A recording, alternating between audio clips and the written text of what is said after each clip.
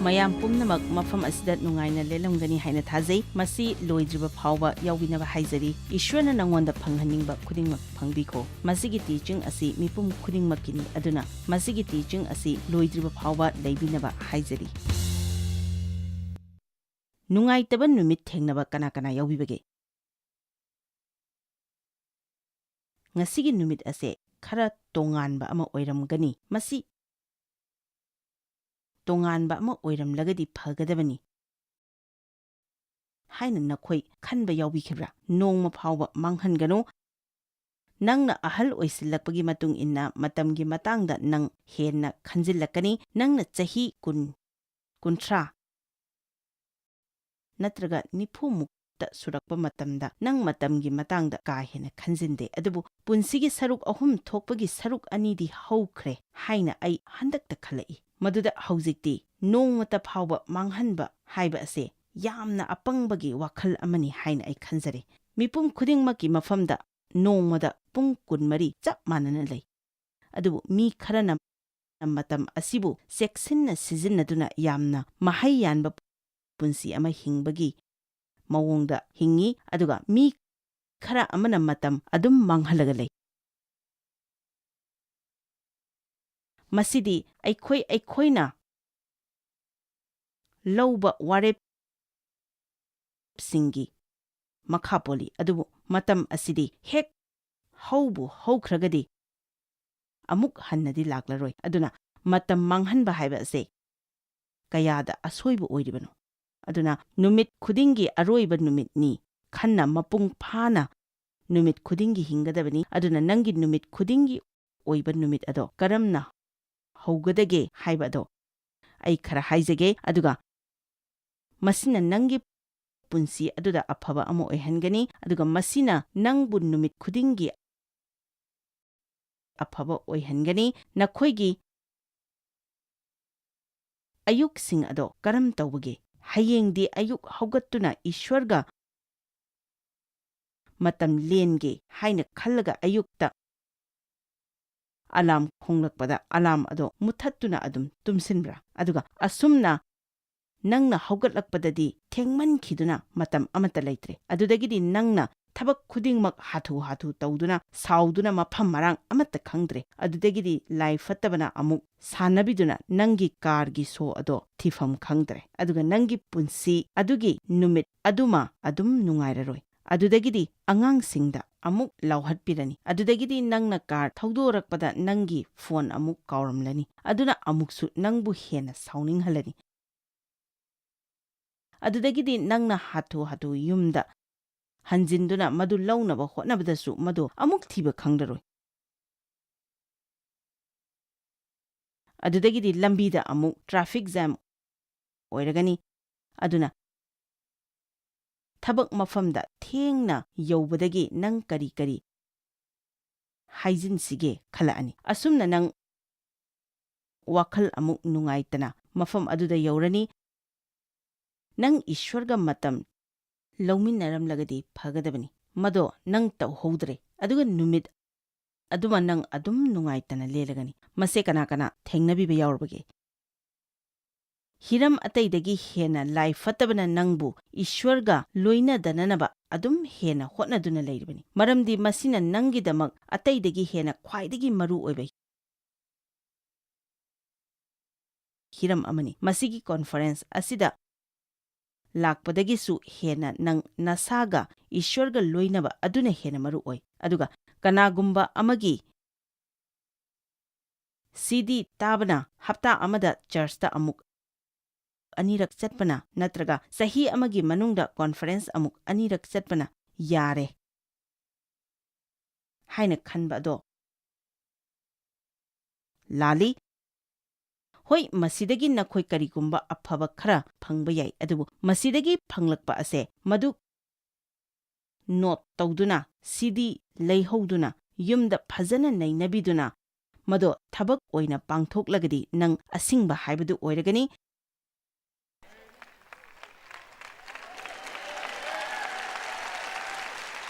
taba asikhakta nattana nasanasu nainajagadabani Nang mai pakninglagadi nasana pajagadabani amasung nainajagadabani. Adudi Joyce, ayuk khudingi aina taba ase khakta natana atopa kharasu taugadabani haibanine. Hoi, Ishwar nate aidi tambiba oza amakhakni. Hoi ai phajana tambiba misak amani thajai. Adubu aingonda leiriba gyan lausing asisu aina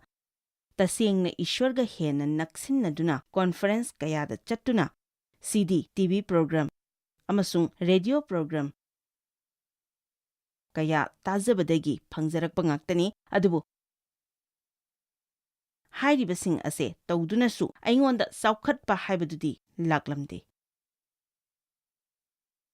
Aina tasengna numit khudingi Ishwarga matam lenba haudriba phawba aingonda tasengna saukhatpa haibado leiramde. Mayamsi yamna tuminna leiba malida.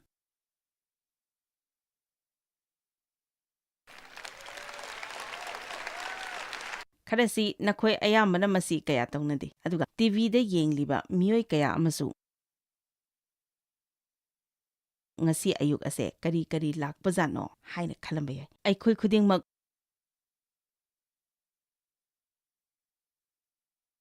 pulhaliba ase thawai asengbanani. Mahakpo aikhoina khangjinnadaba haiba ase tauhaide. Ataidagi su hena maru oiriba asidi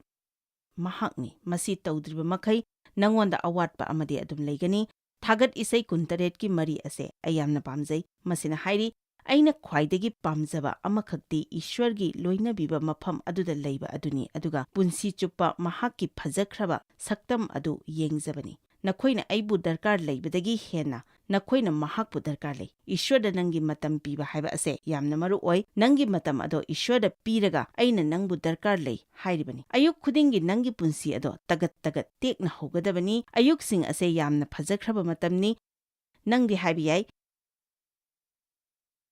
aidi ayukta hainaganba misak nate. Adubu adumna haiba tokpiyu. Aduga nang karigi ayukta hainagandaba misak oiribano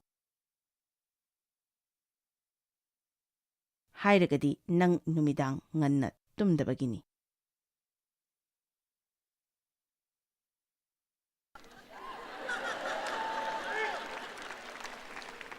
Adubu nang nungthil pung anida haugatlagasu pung ani ado nangidi ayukni. Nakhoi ayuk nganna haugatpa ngamnanaba numidang nganna tumhaningi. Aina takpi tambiba chatrabadi ayumda leirabadi pung mapanda phamungda changi. Aduga pung manga makhaida adum haugali. Madugi matam ado Ishwarga loina haunaba ai kanna hotnajai. Maramdi aina ayukta Ishwarga loina haudragadi aina tawribasing ase tawba ngamdana Ishwargi matik mangal phongdokpa ase ngamloi haibasi ai sada chama thajai. Adubu madu tawnanaba hotnabada matam yamna changi. Aisu mayamdagi kaya khetnaba natte. Ainasu leithoknaba kaya ama hotnarami. Akonbada Ishwarna aingonda hairaki aiga matam loinadragadi nang hingba phawba ngamlaroi. Aina tawriba aduda mahakna aibu ngakpi senbi. Mahakki ngakpi senbiba mathau tarami. Adudagidi Ishwargi makhut thibagi mahutta mahakki maithong thibagi matangda ai yamna nainajarami. Aduga ayuksing ase yamna maru oi haibase ai haujikti khangjare. Numit amagi khwaidagi nungaijaba numit haraugani ayukki pung ani aduni. Ai itomta tuminna madugi matam ado ai leiningi. Matam aduda aigi inakta leiba yaba ama hairagadi madu aigi hui aduni. Mahak pound 8 lumba hui amani. Matam aduda Devna good morning hairamlaga mahaki mafamda aduga aina aigi ifamda aduga nakhoigi ministry ado yamna mai pakpa ama oininglagadi masi nakhoina tawgadaba khwaidagi maru oiba aduni ministry gi sel thum silakpa matamdasu Ishwarbu aina thijai. Adubu sel gidamaktadi ai mahakpu thibadi natte. Numit khudingi tagat tagat tekna haugadabani. Pung kunmari ase Ishwarna yamna phajana sindokpi. Pung 13 tumdana lei. Aduga pung 9 amana tumnanaba thambire. Aduga ayukki matam asina asukki matik nungai khrabno. Numidang wairamdadi nang chokthai nang potharagani. ꯅꯪꯒꯤ ꯊꯋꯥꯏ ꯋꯥꯈꯜ ꯄꯣꯊꯥꯕ ꯃꯊꯧ ꯇꯥꯏ꯫ ꯑꯌꯨꯛꯇ ꯅꯪꯅ ꯇꯧꯐꯝ ꯊꯣꯛꯄ ꯑꯃꯗꯤ ꯀꯔꯤꯅꯣ ꯍꯥꯏꯔꯒꯗꯤ ꯅꯪꯅ ꯉꯔꯥꯡ ꯁꯣꯏꯈꯤꯕꯁꯤꯡ ꯑꯗꯨꯒꯤꯗꯃꯛ ꯄꯨꯛꯅꯤꯡ ꯍꯣꯡꯗꯨꯅ ꯏꯁ꯭ꯋꯔꯒꯤ ꯅꯨꯡꯁꯤ ꯊꯧꯖꯥꯜ ꯅꯧꯍꯧꯅꯅ ꯂꯧꯖꯒꯗꯕꯅꯤ꯫ ꯇꯦꯡꯊꯥꯔꯣꯜ 3:18-19 ꯃꯁꯤꯗ ꯌꯦꯡꯃꯤꯟꯅꯁꯤ꯫ ꯑꯩꯒꯤ ꯑꯋꯥꯕ ꯋꯥꯈꯜ ꯏꯌꯨꯝ ꯂꯩꯇꯕ ꯄꯨꯝꯅꯃꯛ ꯑꯁꯦ ꯈꯜꯂꯨꯔꯒ ꯑꯈꯥꯕ ꯍꯨꯒꯤ ꯃꯇꯧꯒꯨꯝ ꯂꯩ꯫ ꯃꯁꯤꯒꯤ ꯃꯔꯝꯗ ꯑꯩꯅ ꯇꯣꯏꯅ ꯈꯜꯂꯤ ꯑꯗꯨꯒ ꯏꯊ꯭ꯋꯥꯏ ꯅꯨꯡꯉꯥꯏꯇꯦ꯫ ꯑꯗꯨꯕꯨ ꯋꯥ ꯑꯃꯇꯪ ꯅꯤꯡꯁꯤꯡꯂꯨꯔꯒꯗꯤ ꯌꯦꯅꯤꯡ ꯍꯨꯟꯗꯕꯗꯤ ꯅꯠꯇꯦ꯫ ꯏꯁ꯭ꯋꯔꯒꯤ ꯅꯨꯡꯁꯤꯕꯗꯤ ꯂꯦꯡꯕ ꯅꯥꯏꯗꯦ ꯑꯃꯗꯤ ꯏꯕꯨꯡꯉꯣꯒꯤ ꯊꯧꯖꯥꯜ ꯑꯗꯣ ꯇꯠꯄ ꯂꯩꯇꯦ꯫ ꯑꯌꯨꯛꯀꯨꯝꯕ ꯑꯅꯧꯕ ꯅꯨꯃꯤꯠ ꯊꯣꯔꯛꯄ ꯁꯣꯏꯗꯕꯒꯨꯝꯕꯅꯤ꯫ ꯑꯩꯅ ꯈꯟꯕꯗ ꯑꯌꯨꯛ ꯈꯨꯗꯤꯡꯒꯤ ꯑꯅꯧꯕ ꯅꯨꯡꯁꯤ ꯊꯧꯖꯥꯜ ꯄꯤꯅꯕꯤ, ꯃꯔꯝꯗꯤ ꯉꯔꯥꯡꯒꯤ ꯑꯗꯣ ꯉꯔꯥꯡ ꯑꯗꯨꯝ ꯑꯩꯈꯣꯏꯅ ꯁꯤꯖꯤꯟꯅ꯫ ꯏꯁ꯭ꯋꯔꯒꯤ ꯅꯨꯡꯁꯤ ꯊꯧꯖꯥꯜ ꯐꯪꯕꯤꯌꯨ꯫ ꯅꯁꯥ ꯅꯊꯟꯇ ꯁꯥꯎꯔꯒ ꯂꯩꯒꯅꯨ꯫ ꯅꯪꯅ ꯐꯅ ꯌꯥꯝꯅ ꯑꯁꯣꯏꯕ ꯇꯧꯈ꯭ꯔꯒꯁꯨ ꯃꯗꯨ ꯅꯪꯅ ꯇꯧꯗ꯭ꯔꯤꯉꯩꯗ ꯃꯍꯥꯛꯅ ꯍꯥꯟꯅ ꯈꯪꯕꯤꯈ꯭ꯔꯕꯅꯤ꯫ ꯅꯪꯅ ꯇꯧꯈꯤꯕ ꯑꯗꯨꯗ ꯏꯁ꯭ꯋꯔ ꯀꯔꯤꯁꯨ ꯉꯛꯇꯦ꯫ ꯉꯥꯛꯄꯤꯌꯨ ꯍꯥꯏꯅ ꯍꯥꯏꯖꯧ꯫ ꯃꯍꯥꯛꯀꯤ ꯅꯨꯡꯁꯤ ꯊꯧꯖꯥꯜ ꯐꯪꯖꯗꯨꯅ ꯆꯠꯆꯧ꯫ ꯅꯪ ꯅꯔꯥꯜ ꯑꯃ ꯂꯩ ꯍꯥꯏꯅ ꯈꯜꯂꯒ ꯅꯪ ꯅꯨꯡꯉꯥꯏꯅ ꯍꯤꯡꯕ ꯌꯥꯔꯣꯏ꯫ ꯑꯗꯨꯅ ꯃꯁꯦ ꯑꯌꯨꯛ ꯈꯨꯗꯤꯡꯒꯤ ꯇꯧꯕꯤꯌꯨ꯫ ꯑꯩꯅ ꯍꯥꯏꯖꯔꯤꯕ ꯑꯁꯦ ꯅꯪꯒꯤ ꯅꯨꯃꯤꯠ ꯑꯗꯣ ꯆꯨꯝꯅ ꯀꯔꯝꯅ ꯍꯧꯒꯗꯒꯦ ꯍꯥꯏꯕꯒꯤ ꯃꯇꯥꯡꯗꯅꯤ꯫ ꯑꯉꯟꯕ ꯑꯌꯨꯛꯇ ꯋꯥꯔꯦꯞ ꯈꯔ ꯂꯧꯕꯤꯌꯨ꯫ ꯅꯪꯅ ꯑꯌꯨꯛꯇ ꯂꯧꯕ ꯋꯥꯔꯦꯞꯁꯤꯡ ꯑꯗꯨꯅ ꯅꯣꯡꯃ ꯑꯗꯨꯒꯤ ꯊꯋꯥꯏꯒꯤ ꯐꯤꯖꯣꯜ ꯅꯪ ꯁꯦꯠꯆꯔꯕꯅꯤ꯫ ꯅꯪꯒꯤ ꯍꯛꯆꯥꯡꯒꯤ ꯐꯤꯖꯣꯜ ꯈꯛꯇ ꯅꯠꯇꯅ ꯅꯪꯒꯤ ꯊꯋꯥꯏꯒꯤ ꯑꯣꯏꯕ ꯐꯤꯖꯣꯜꯁꯨ ꯂꯩ꯫ ꯃꯤ ꯀꯌꯥ ꯑꯃ ꯊꯋꯥꯏꯗ ꯐꯤ ꯑꯃꯠꯇ ꯊꯣꯡꯗꯅ ꯂꯩꯕ ꯀꯌꯥ ꯑꯃ ꯂꯩ꯫ ꯐꯣꯡꯗꯣꯛꯄꯤꯕ 13:15 ꯌꯦꯡꯉꯨ꯫ ꯌꯦꯡꯉꯨ, ꯍꯨꯔꯥꯟꯕꯒꯨꯝꯅ ꯑꯩꯅ ꯂꯥꯛꯀꯅꯤ꯫ ꯃꯍꯥꯛꯅ ꯐꯤ ꯁꯦꯠꯇꯅ ꯆꯠꯇꯨꯅ ꯃꯤꯅ ꯃꯍꯥꯛꯀꯤ ꯏꯀꯥꯏꯐꯝ ꯎꯗꯅꯅꯕ ꯃꯤꯠꯁꯦꯜ ꯈꯪꯖꯕ ꯑꯃꯁꯨꯡ ꯃꯍꯥꯛꯀꯤ ꯃꯐꯤ ꯃꯔꯣꯜ ꯁꯦꯟꯅꯖꯕ ꯃꯍꯥꯛ ꯑꯗꯣ ꯌꯥꯏꯐꯕꯅꯤ꯫ ꯃꯍꯥꯛꯅ ꯍꯥꯏꯔꯤꯕ ꯑꯁꯦ ꯅꯪꯅ ꯔꯥꯏꯐꯜ ꯑꯃ ꯄꯥꯏꯔꯒ ꯅꯪꯅ ꯁꯦꯠꯂꯤꯕ ꯐꯤ ꯑꯗꯣ ꯉꯥꯛꯎ ꯍꯥꯏꯕ ꯅꯠꯇꯦ꯫ ꯑꯗꯨꯕꯨ ꯃꯍꯥꯛꯅ ꯍꯥꯏꯔꯤꯕꯁꯦ ꯅꯪ ꯐꯤ ꯊꯣꯡꯗꯗꯨꯅ ꯏꯀꯥꯏꯕ ꯅꯪꯗꯅꯕ ꯅꯪꯒꯤ ꯐꯤꯔꯣꯜꯁꯤꯡ ꯑꯗꯣ ꯉꯥꯛꯁꯦꯜꯂꯨ ꯍꯥꯏꯕꯅꯤ꯫ ꯃꯁꯤꯗ ꯃꯍꯥꯛꯅ ꯍꯥꯏꯔꯤꯕ ꯑꯁꯦ ꯊꯋꯥꯏꯗ ꯐꯤ ꯊꯣꯡꯗꯕꯒꯤ ꯃꯇꯥꯡꯗꯅꯤ꯫ ꯑꯩꯈꯣꯏꯅ ꯋꯥꯔꯦꯞꯁꯤꯡ ꯂꯧꯕ ꯃꯇꯝꯗ ꯇꯁꯦꯡꯅ ꯑꯩꯈꯣꯏ ꯐꯤꯖꯣꯜ ꯁꯦꯠꯆꯤꯜꯂꯤꯕꯅꯤ꯫ ꯉꯁꯤꯒꯤ ꯅꯨꯃꯤꯠ ꯑꯁꯦ ꯏꯁ꯭ꯋꯔꯅ ꯁꯦꯝꯕ ꯅꯨꯃꯤꯠꯅꯤ꯫ ꯃꯁꯤꯗ ꯑꯩꯈꯣꯏ ꯅꯨꯡꯉꯥꯏꯖꯒꯅꯤ ꯑꯃꯁꯨꯡ ꯍꯔꯥꯎꯖꯒꯅꯤ꯫ ꯑꯌꯥꯝꯕ ꯃꯇꯝꯗ ꯐꯃꯨꯡꯗꯒꯤ ꯍꯧꯒꯠꯇ꯭ꯔꯤꯉꯩꯗ ꯑꯩ ꯍꯦꯛ ꯍꯥꯏ, ꯃꯁꯤ ꯇꯧꯕ ꯌꯥꯗꯦ ꯍꯥꯏꯕ ꯅꯠꯇꯦ꯫ ꯃꯁꯤ ꯑꯩꯉꯣꯟꯗ ꯄꯣꯠꯂꯨꯝꯁꯨ ꯑꯣꯏꯗꯦ꯫ ꯍꯧꯖꯤꯛꯇꯤ ꯑꯩ ꯀꯔꯝꯅ ꯂꯥꯏ ꯐꯠꯇꯕꯒꯤ ꯃꯊꯛꯇ ꯄꯥꯟꯒꯗꯒꯦ ꯍꯥꯏꯕ ꯑꯗꯨ ꯈꯪꯖꯔꯦ꯫ ꯑꯩꯅ ꯀꯔꯤꯒꯨꯝꯕ ꯑꯃ ꯇꯧꯗ꯭ꯔꯕꯗꯤ ꯃꯍꯥꯛ ꯃꯗꯨ ꯇꯧꯔꯛꯀꯅꯤ꯫ ꯑꯍꯥꯡꯕ ꯃꯐꯝ ꯍꯥꯏꯕ ꯑꯁꯤꯁꯨ ꯃꯐꯝ ꯑꯃꯅꯤ꯫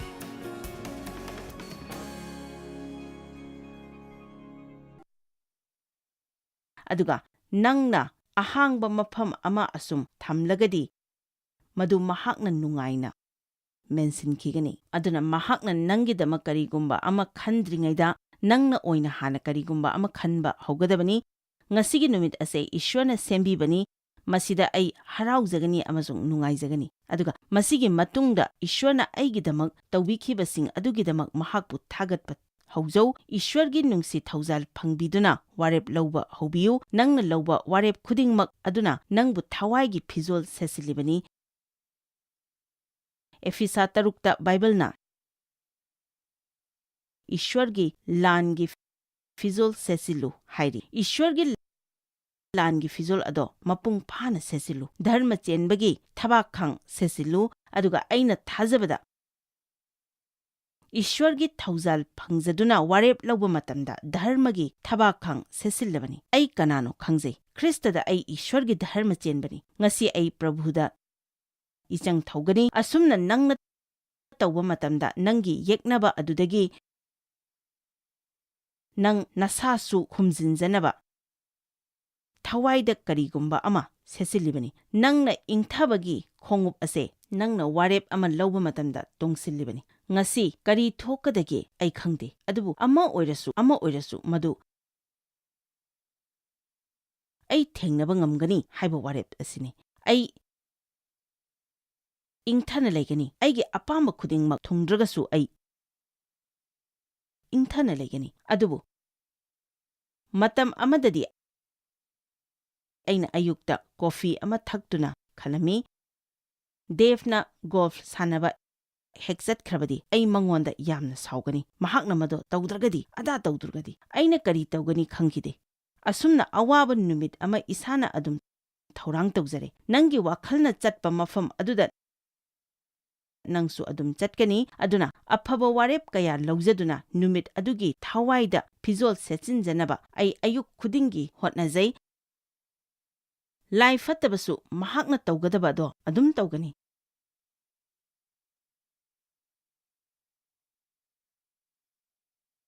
ꯇꯥꯏꯕꯪꯄꯥꯜ ꯑꯁꯤꯁꯨ ꯃꯈꯣꯏꯅ ꯇꯧꯒꯗꯕꯗꯣ ꯑꯗꯨꯝ ꯇꯧꯒꯅꯤ꯫ ꯑꯗꯨꯕꯨ ꯑꯩꯅ ꯇꯧꯒꯗꯕ ꯑꯗꯣ ꯃꯁꯤꯅꯤ: ꯉꯁꯤꯒꯤ ꯅꯨꯃꯤꯠ ꯑꯁꯦ ꯄ꯭ꯔꯚꯨꯅ ꯁꯦꯝꯕ ꯅꯨꯃꯤꯠꯅꯤ꯫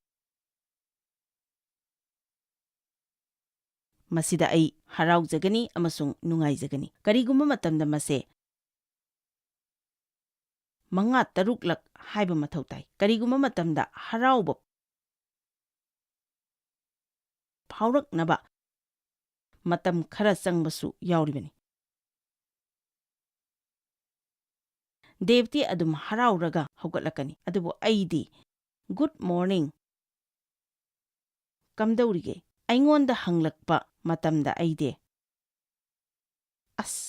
ꯃꯍꯥꯛꯇꯤ ꯏꯁꯩ ꯌꯥꯝꯅ ꯄꯥꯝꯖꯩ, ꯑꯗꯨꯒ ꯑꯩꯅ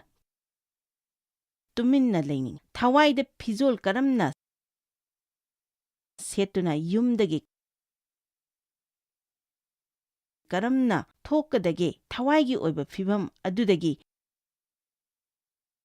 ꯍꯦꯟꯅ ꯅꯪꯒꯤ ꯍꯛꯆꯥꯡꯒꯤ ꯐꯤꯚꯝ ꯑꯗꯨꯅ ꯍꯦꯟꯅ ꯃꯤꯠꯌꯦꯡ ꯊꯝꯂꯤꯕ꯭ꯔꯥ? ꯅꯃꯥꯏ ꯅꯃꯤꯠꯇꯤ ꯀꯦꯔꯒ, ꯅꯁꯝ ꯅꯅꯥꯗꯤ ꯁꯦꯝꯂꯒ, ꯅꯪꯒꯤ ꯊꯋꯥꯏ ꯑꯗꯣ ꯐꯤ ꯊꯣꯡꯗꯕꯒꯨꯝꯅ ꯊꯝꯂꯒꯗꯤ ꯅꯪ ꯊꯋꯥꯏꯗ ꯑꯄꯪꯕ ꯑꯃ ꯑꯣꯏꯔꯕ ꯍꯥꯏꯕꯗꯨꯅꯤ꯫ ꯂꯥꯏ ꯐꯠꯇꯕꯅ ꯇꯧꯅꯤꯡꯕ ꯑꯗꯣ ꯇꯧꯅꯅꯕ ꯁꯦꯝ ꯁꯥꯔꯒ ꯂꯩꯔꯒꯅꯤ꯫ ꯑꯦꯐꯤꯁ 4ꯗ ꯕꯥꯏꯕꯜꯅ ꯍꯥꯏꯔꯤ, ꯑꯔꯤꯕ ꯃꯤ ꯑꯗꯣ ꯂꯧꯊꯣꯛꯇꯨꯅ ꯑꯅꯧꯕ ꯃꯤ ꯑꯗꯨ ꯁꯦꯠꯆꯤꯜꯂꯨ, ꯑꯗꯨꯒ ꯑꯇꯣꯞꯄ ꯁꯥꯁꯇ꯭ꯔ ꯑꯃꯒꯤ ꯋꯥꯍꯩꯅ ꯖꯤꯁꯨ ꯈ꯭ꯔꯤꯁꯇ ꯁꯦꯠꯆꯤꯜꯂꯨ ꯍꯥꯏꯅ ꯍꯥꯏꯔꯤ꯫ ꯀꯣꯂꯣꯁꯤꯌꯥ 3ꯅ ꯍꯥꯏꯔꯤ, ꯅꯁꯥꯕꯨ ꯊꯧꯖꯥꯜ ꯁꯦꯠꯆꯤꯜꯂꯨ, ꯑꯗꯨꯒ ꯊꯣꯏꯗꯣꯛ ꯍꯦꯟꯗꯣꯛꯅ ꯅꯨꯡꯁꯤꯕ ꯁꯦꯠꯆꯤꯜꯂꯨ꯫ ꯍꯥꯏꯔꯤꯕ ꯐꯤꯖꯣꯜꯁꯤꯡ ꯑꯁꯦ ꯀꯔꯝꯅ ꯁꯦꯠꯀꯗꯒꯦ? ꯃꯁꯤꯗꯤ ꯑꯩꯈꯣꯏꯅ ꯀꯔꯝꯅ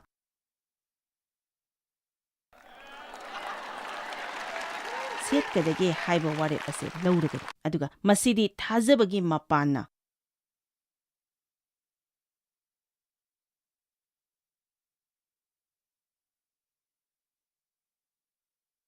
ꯃꯥꯡꯖꯧꯅꯅ ꯍꯥꯏꯗꯣꯛꯀꯗꯕꯅꯤ꯫ ꯊꯥꯖꯕꯗꯤ ꯋꯥ ꯉꯥꯡꯏ, ꯊꯥꯖꯕꯗꯤ ꯇꯨꯃꯤꯟꯅ ꯂꯩꯇꯦ, ꯊꯃꯣꯏꯗ ꯂꯩꯕ ꯑꯗꯣ ꯆꯤꯟꯅ ꯉꯥꯡꯊꯣꯛꯏ꯫ ꯏꯆꯝ ꯆꯝꯅ ꯇꯟꯗꯦ ꯃꯥꯟꯗꯦ ꯉꯁꯤ ꯑꯩ ꯍꯔꯥꯎꯅ ꯅꯨꯡꯉꯥꯏꯅ ꯂꯩꯒꯅꯤ ꯍꯥꯏꯅ ꯍꯥꯏꯕꯤꯒꯅꯨ꯫ ꯃꯗꯨ ꯏꯆꯪ ꯊꯧꯅ ꯉꯁꯤ ꯑꯁꯦ ꯄ꯭ꯔꯚꯨꯅ ꯁꯦꯝꯕ ꯅꯨꯃꯤꯠꯅꯤ, ꯑꯗꯨꯅ ꯑꯩ ꯃꯁꯤꯗ ꯅꯨꯡꯉꯥꯏꯖꯒꯅꯤ ꯑꯃꯁꯨꯡ ꯍꯔꯥꯎꯖꯒꯅꯤ ꯍꯥꯏꯅ ꯍꯥꯏꯕꯤꯌꯨ꯫ ꯈ꯭ꯔꯤꯁꯇꯗ ꯑꯩ ꯏꯁ꯭ꯋꯔꯒꯤ ꯙꯔꯃ ꯆꯦꯟꯕ ꯃꯤꯁꯛ ꯑꯃꯅꯤ꯫ ꯉꯁꯤ ꯑꯁꯦ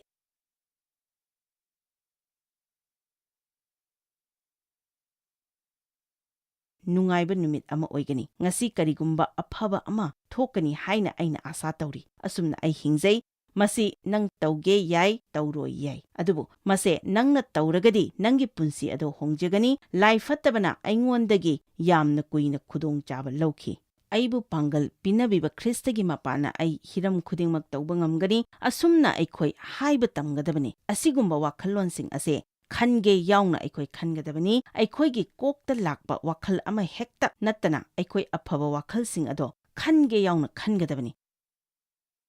ꯍꯦꯛ ꯍꯧꯒꯠꯂꯛꯄꯒ ꯏꯁ꯭ꯋꯔꯒꯤ ꯋꯥꯈꯜꯂꯣꯟ ꯑꯗꯨꯒ ꯆꯥꯟꯅꯅ ꯆꯠꯀꯅꯤ ꯍꯥꯏꯅ ꯋꯥꯔꯦꯞꯆꯒꯗꯕꯅꯤ꯫ ꯅꯪ ꯀꯔꯤ ꯐꯥꯎꯕꯒꯦ ꯍꯥꯏꯕ ꯑꯗꯣ ꯉꯥꯏꯔꯒ ꯆꯠꯄ ꯌꯥꯔꯣꯏ꯫ ꯅꯪ ꯑꯁꯨꯝꯅ ꯇꯧꯔꯒꯗꯤ ꯅꯪꯒꯤ ꯍꯛꯆꯥꯡ ꯐꯥꯎꯕ ꯅꯨꯡꯉꯥꯏꯒꯅꯤ, ꯅꯪꯉꯣꯟꯗ ꯄꯥꯡꯒꯜ ꯂꯥꯛꯀꯅꯤ? ꯌꯥꯅꯗꯕ ꯑꯅꯤ ꯑꯗꯣ ꯀꯔꯝꯅ ꯆꯠꯃꯤꯟꯅꯒꯅꯤ? ꯏꯁ꯭ꯋꯔꯒ ꯌꯥꯅꯕ ꯍꯧꯕꯤꯌꯨ ꯑꯗꯨꯒ ꯂꯥꯏ ꯐꯠꯇꯕꯒ ꯌꯥꯅꯒꯅꯨ꯫ ꯃꯁꯤ ꯑꯔꯨꯕ ꯋꯥꯐꯝ ꯅꯠꯇꯦ꯫ ꯃꯤꯄꯨꯝ ꯈꯨꯗꯤꯡꯃꯛ ꯃꯁꯤ ꯇꯧꯕ ꯉꯝꯒꯅꯤ꯫ ꯆꯍꯤ 10ꯗ ꯁꯨꯕꯗ ꯉꯥꯏꯔꯤꯕ ꯑꯉꯥꯡ ꯑꯃꯅꯁꯨ ꯉꯝꯒꯅꯤ꯫ ꯑꯃꯦꯟ꯫ ꯃꯁꯤ ꯑꯔꯨꯕ ꯋꯥꯐꯝ ꯑꯃ ꯅꯠꯇꯦ, ꯑꯗꯨꯕꯨ ꯃꯁꯤꯅ ꯅꯈꯣꯏꯕꯨ ꯃꯇꯦꯡ ꯄꯥꯡꯒꯅꯤ꯫ ꯑꯔꯥꯟ ꯈꯨꯕꯝꯒꯤ ꯂꯥꯟꯒꯤ ꯇꯨꯄꯤ ꯑꯗꯣ ꯎꯞꯁꯤꯜꯂꯨ꯫ ꯈ꯭ꯔꯤꯁꯇ꯭ꯌꯟ ꯑꯃꯒꯨꯝꯅ ꯈꯜꯂꯨ, ꯂꯥꯏ ꯐꯠꯇꯕꯒꯨꯝꯅ ꯈꯟꯒꯅꯨ꯫ ꯙꯔꯃ ꯆꯦꯟꯕ ꯑꯃꯁꯨꯡ ꯏꯪꯊꯕ ꯁꯦꯠꯆꯤꯜꯂꯨ꯫ ꯊꯥꯖꯕꯒꯤ ꯆꯨꯡꯒꯣꯏ ꯊꯥꯡꯒꯠꯂꯨ꯫ ꯊꯥꯖꯕ ꯑꯃꯗꯒꯤ ꯊꯥꯖꯕ ꯑꯃꯗ ꯆꯠꯀꯅꯤ ꯍꯥꯏꯅ ꯋꯥꯔꯦꯞ ꯄꯤꯌꯨ꯫ ꯅꯨꯃꯤꯠ ꯈꯨꯗꯤꯡꯒꯤ ꯊꯥꯒꯠꯄꯒ ꯂꯣꯏꯅꯅ ꯍꯧꯕꯤꯌꯨ꯫ ꯊꯥꯒꯠꯄ ꯍꯥꯏꯕꯁꯦ ꯌꯥꯝꯅ ꯃꯔꯨꯑꯣꯏ꯫ ꯃꯇꯝ ꯆꯨꯞꯄꯗ ꯅꯪꯅ ꯊꯥꯒꯠꯄꯅ ꯊꯟꯅ ꯂꯩꯕ ꯍꯥꯏꯕ ꯑꯁꯦ ꯂꯥꯏ ꯐꯠꯇꯕꯅ ꯄꯥꯝꯗꯦ, ꯃꯔꯝꯗꯤ ꯃꯍꯥꯛꯇꯤ ꯃꯨꯔꯨꯝ ꯃꯨꯔꯨꯝ ꯁꯣꯟꯕꯅ ꯄꯤꯛ ꯊꯜꯂꯤ꯫ ꯊꯥꯒꯠ ꯏꯁꯩ 53 ꯊꯥꯒꯠꯆꯔꯗꯨꯅ ꯅꯄꯨꯔꯣꯏꯕꯗ ꯀꯠꯆꯔꯤꯕ ꯊꯧꯅꯤ ꯑꯣꯏꯍꯜꯂꯨ꯫ ꯅꯍꯥꯛꯅ ꯀꯠꯆꯔꯒꯅꯤ ꯍꯥꯏꯈꯤꯕ ꯄꯣꯠꯁꯤꯡ ꯑꯗꯣ ꯄꯥꯡꯒꯜꯂꯕ ꯏꯕꯨꯡꯉꯣꯗ ꯀꯠꯂꯨ꯫ ꯊꯥꯒꯠ ꯏꯁꯩ 104 ꯃꯍꯥꯛꯀꯤ ꯊꯣꯡꯒꯥꯜ ꯑꯗꯣ ꯊꯥꯒꯠꯄꯒ ꯂꯣꯏꯅꯅ ꯆꯪꯖꯧ, ꯑꯗꯨꯒ ꯃꯗꯨꯒꯤ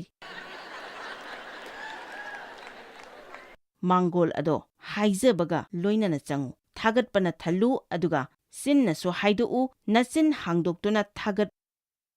ꯋꯥꯍꯩꯁꯤꯡ ꯐꯣꯡꯗꯣꯛꯎ꯫ ꯃꯤꯁꯤꯡꯒꯤ ꯃꯐꯝꯗ ꯅꯪꯒꯤ ꯅꯆꯤꯜ ꯍꯥꯡꯗꯣꯛꯇꯨꯅ ꯊꯥꯒꯠꯄ ꯐꯣꯡꯗꯣꯛꯎ꯫ ꯃꯤꯁꯤꯡꯒꯤ ꯑꯔꯥꯟꯕ ꯑꯗꯨꯇ ꯍꯥꯏꯔꯒ ꯇꯣꯛꯀꯅꯨ꯫ ꯉꯁꯤ ꯂꯝꯕꯤꯗ ꯊꯦꯡꯅꯕ ꯅꯨꯄꯤ ꯃꯆꯥ ꯑꯃꯒ ꯑꯩꯒ ꯋꯥꯔꯤ ꯁꯥꯟꯅꯔꯝꯃꯤ꯫ ꯑꯩꯅ ꯍꯥꯏꯔꯝꯃꯤ, ꯃꯤꯁꯤꯡ ꯑꯁꯦ ꯑꯇꯣꯞꯄꯒꯤ ꯃꯔꯥꯜ ꯊꯤꯗꯣꯛꯄ ꯌꯥꯝꯅ ꯍꯩꯅꯩ, ꯑꯗꯨꯕꯨ ꯑꯩꯈꯣꯏ ꯃꯤꯒꯤ ꯑꯐꯕꯁꯤꯡ ꯑꯗꯨꯗ ꯋꯥꯈꯜ ꯍꯦꯟꯅ ꯇꯧꯔꯒꯗꯤ ꯐꯒꯗꯕꯅꯤ꯫ ꯑꯗꯨꯗꯒꯤ ꯑꯩꯅ ꯗꯦꯚꯀꯤ ꯑꯐꯕ ꯃꯆꯠ 12 ꯈꯟꯗꯣꯛꯂꯝꯃꯤ꯫ ꯃꯇꯩ ꯃꯅꯥꯎꯁꯤꯡꯒꯤ ꯃꯔꯛꯇ ꯀꯔꯤ ꯀꯔꯤ ꯌꯥꯝꯅ ꯂꯩꯅꯈ꯭ꯔꯦ, ꯑꯗꯨꯕꯨ ꯑꯐꯕꯁꯤꯡ ꯑꯗꯨꯅ ꯐꯠꯇꯕꯁꯤꯡ ꯑꯗꯨꯗꯒꯤꯗꯤ ꯍꯦꯜꯂꯤ꯫ ꯌꯦꯡꯕꯤꯌꯨ, ꯃꯇꯝ ꯑꯃꯗ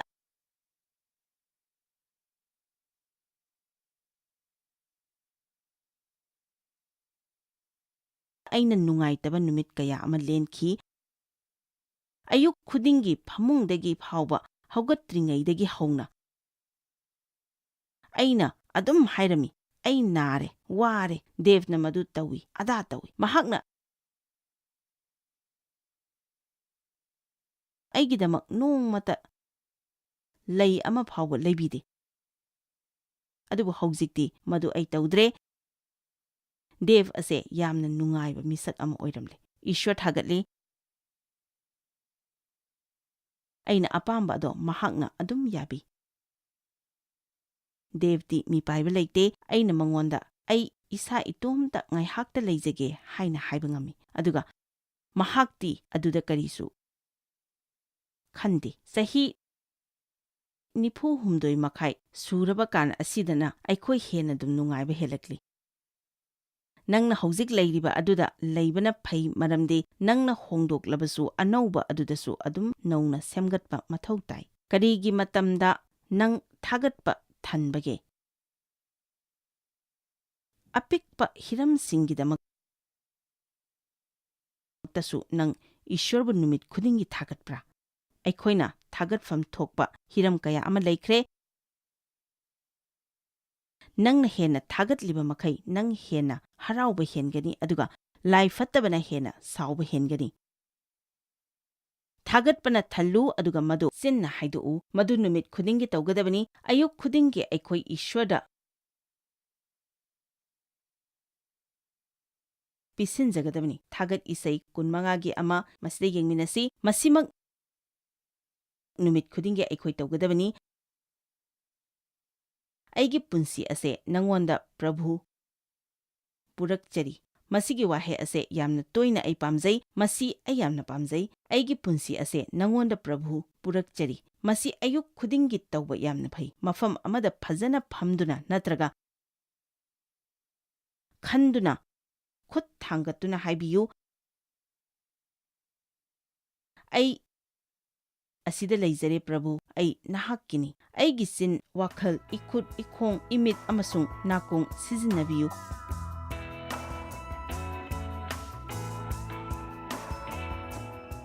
ꯅꯨꯃꯤꯠ ꯈꯨꯗꯤꯡꯒꯤ ꯏꯁ꯭ꯋꯔꯒ ꯋꯥꯔꯤ ꯁꯥꯗꯨꯅ ꯄꯨꯟꯁꯤꯒꯤ ꯀꯔꯝꯕ ꯂꯝꯕꯤꯗ ꯆꯠꯀꯗꯒꯦ ꯍꯥꯏꯕ ꯑꯗꯨ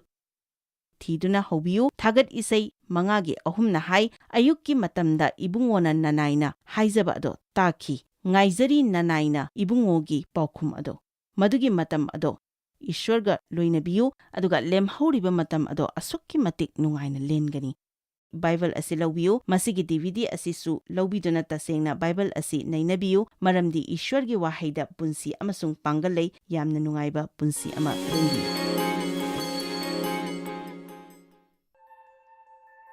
Joyce Meyer Ministry haibasi mahakpu akhoi mi miyamna thakachri, mahakna akhoi ngonda tawbiriba thakachri ngai haifam leite. Mahakna akhoi bu phi maru adu khakta natana leidiba singna chinchak natana amasung pau amasung aphaba pau tambi. Noina contact tawbibe yagani jmmindia.org. Ngasi Joyce Meyer gi ministry da noi yawbibe yagani. Joyce Meyer Ministry haibasi mahakpu akhoi mi miyamna thakachri, mahakna akhoi ngonda tawbiriba thakachri ngai haifam leite.